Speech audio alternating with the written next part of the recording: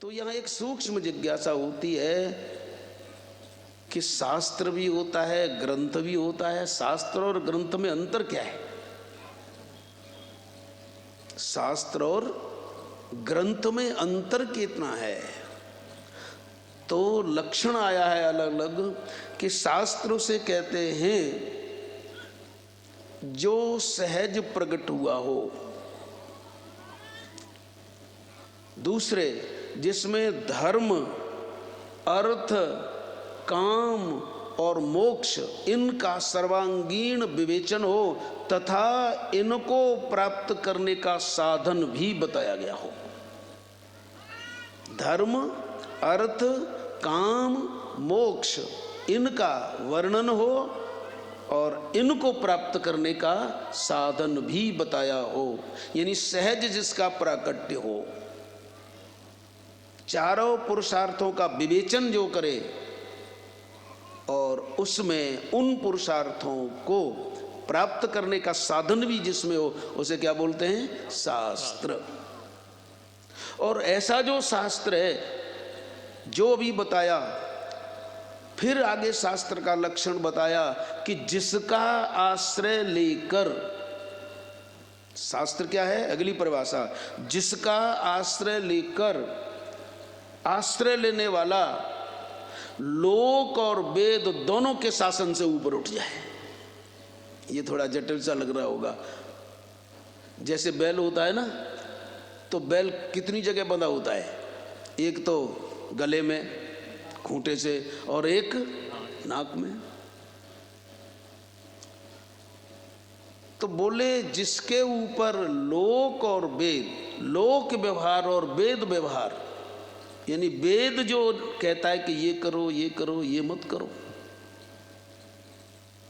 और लोक में जो करना है करना है करना है, लोक और वेद दोनों के शासन से जो ऊपर उठा दे, यानी जिसका संदेश, जिसका उपदेश, जिसका आदेश लोक संग्रह से भी ऊपर उठा दे, वह शास्त्र है।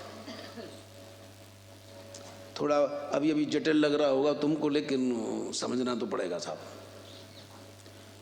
जो लोक और वेद दोनों से ऊपर उठा दे वो शास्त्र है। और अंत में कहते हैं कि यमराज के शासन से भी जो मुक्त कर दे वो शास्त्र है, वो शास्त्र है।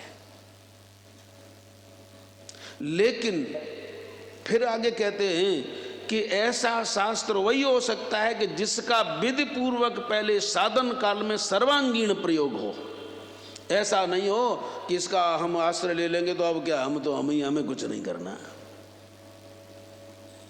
तो लोक और वेद दोनों के शासन से ऊपर उठाने में जो समर्थ हो वो शास्त्र है। सहज प्रकट हो वो शास्त्र है। लेकिन जिसमें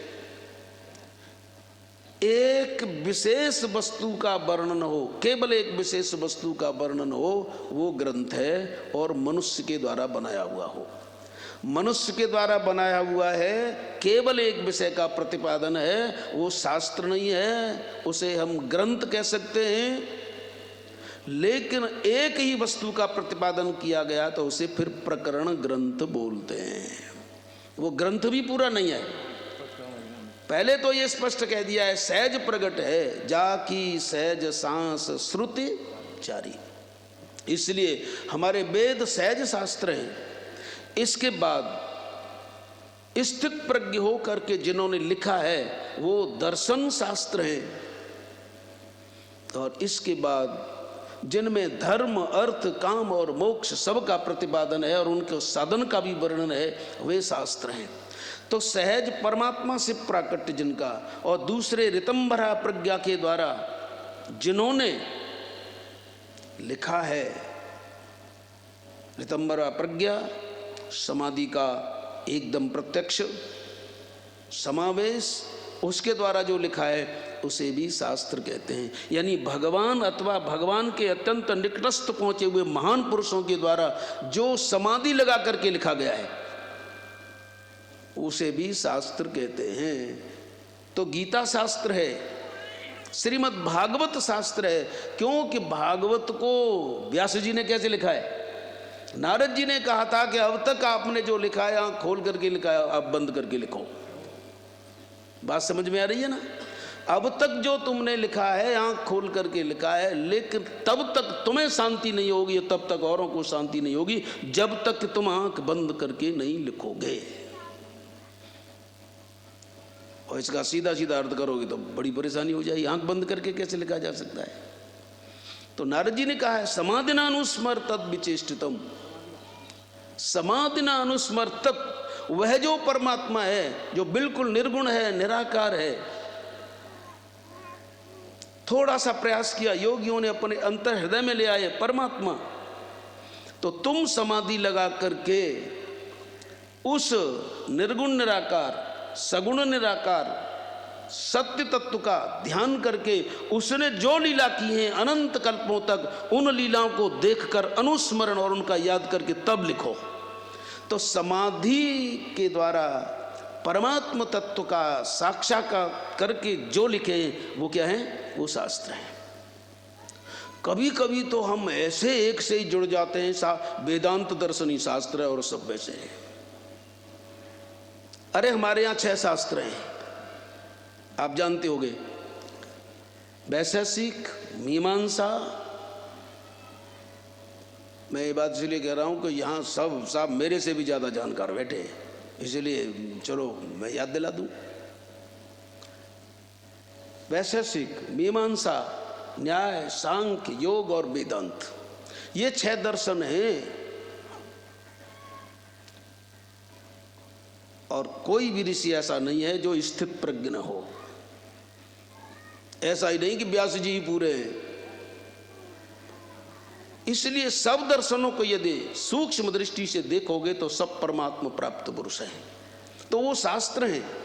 दर्शन का मतलब ही ये होता है कि साधन काले न दृश्यते अननेति दर्शन, यानी साधन काल में जिसका आश्रय लेकर के हम परमात्मा तत्व को देखें वो दर्शन है। तो जो परमात्मा तक ले जाए वो हरेक ऋतंबरा प्रज्ञा के द्वारा, समाधानानुस्मर वृत्ति के द्वारा लिखा गया वो क्या है? शास्त्र है।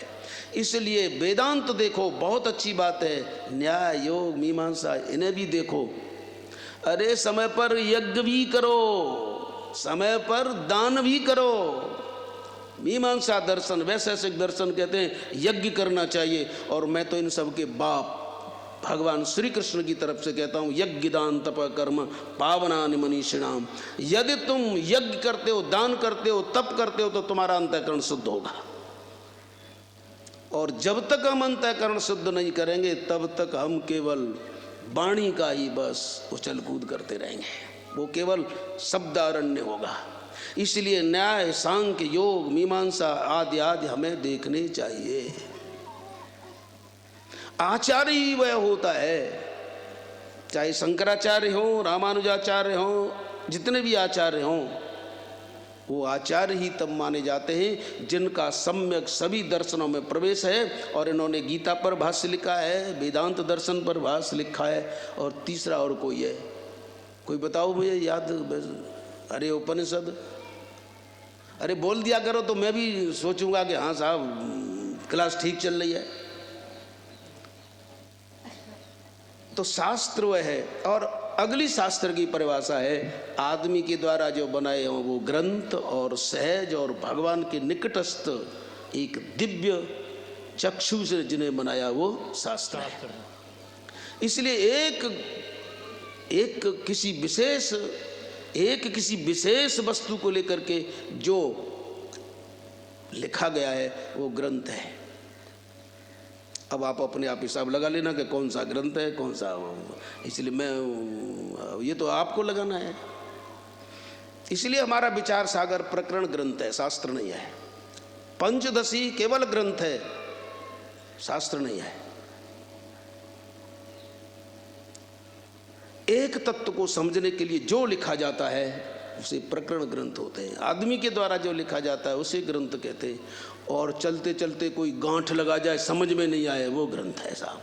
लेकिन ग्रंथ को जो छोड़ दे वो शास्त्र है। ग्रंथी खोल दे वो शास्त्र है, और ग्रंथी डाल दे वह ग्रंथ है। जब मैं शंकराचार्य को पढ़ता हूँ तो इतना उपकार है उनका हमारे ऊपर, और उनकी परंपरा में हम केवल शंकराचार्य तक रहे, लेकिन उनकी परंपरा में उनके प्रकृष्टतम इस अद्वैतवाद को फैलाने वाले हम मधुसूदन को भूल गए, चित्त सुखाचार्य को भूल गए। चित्त सुखी तो बहुत पढ़ी है, लेकिन बहुत लोगों को कम याद होगा कि चित्त सुखाचार्य ने चित्त सुखी वेदांत ग्रंथ लिखा है, लेकिन चित्त सुखाचार्य ने भागवत पर भी टीका लिखी है। एक बार कभी मैंने कहा था कि हमने शंकराचार्य को तो पढ़ा है, लेकिन शंकराचार्य के प्रबोध सुधाकर ग्रंथ को नहीं पढ़ा, तो मेरे कानों में ये बात आई कि वो झूठ बोल रहे हैं, शंकराचार्य ने प्रबोध सुधाकर ग्रंथ लिखा ही नहीं है। मैं प्रमाण के साथ सारे ग्रंथ उनके बता सकता हूँ कि ये देखो ये कितने ग्रंथ हैं शंकराचार्य के। तो इसलिए हम शंकराचार्य के अद्वैतवाद को भी पढ़ें, लेकिन शंकराचार्य के भक्तिवाद को भी देखें। और जब तक हम भक्ति का आश्रय नहीं लेंगे हमारा ज्ञान दृढ़ नहीं होगा साहब। तुलसी बारिद बूंद गए चाहत चढ़न कास, क्यों त्यागी जी पढ़ाए कि नहीं पढ़ाए? राम नाम अवलंब बिनु परमारथ की यात, तुलसी बारिद बूंद गए चाहत चढ़न।